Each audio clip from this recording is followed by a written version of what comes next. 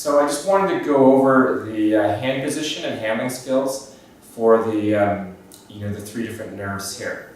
So proximally, like we've got the hip flexion thing going on and the knees straight. So you come up to some kind of motion barrier, bring them down.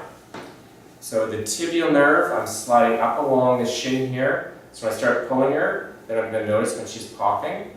So I come up, and then I hold on to the plantar surface of her foot. And if it's a heavy leg, then I'll use both hands. Okay, and then dorsiflex and evert.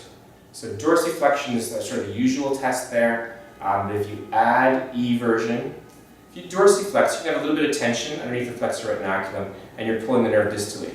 When you evert, you lock the flexor retinaculum and you squish the tibial nerve. So that's going to give you your maximum sensitivity. It's such a sensitizing movement that if the person's lying there without the straight leg raise, this is called the dorsiflexion eversion test, just like Tennell's or Phelan's or whatever these things are. So there's not, in this position, it's compression of the median nerve, and there's tension, but proximally the nerve is offloaded. And if you get symptoms, carpal tunnel symptoms that are aggravated by this, or this, not so good, because the nerve is really vulnerable right where you're challenging it. So this is our tibial, bum, bum. Dorsiflex evert. If I want the sural, I dorsiflex and invert. You okay? Yeah. Okay.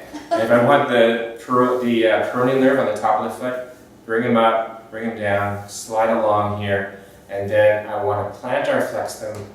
I'm kind of doing some kind of multi-hand elbow thing here. I plantar flex them, and really, most of the time you need to really push down the toe side, so you're everting them, check that out, and you plantar flex them, and you bring the toes around in inversion. It's inversion, but not dorsiflexion. It's a sural nerve.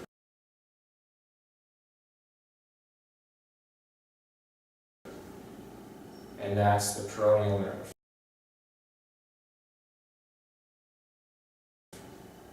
Once you do all this funky stuff here, let's say you're doing your sweet peroneal nerve thing, so I'm doing the lateral part, so I'm inverting, then you probably lost it proximally. So then what you want to do is you want to shift around a bit and make sure that you lock up the nerve, the entire sciatic nerve, with this bias of the peroneal nerve, sural nerve, and tibial nerve.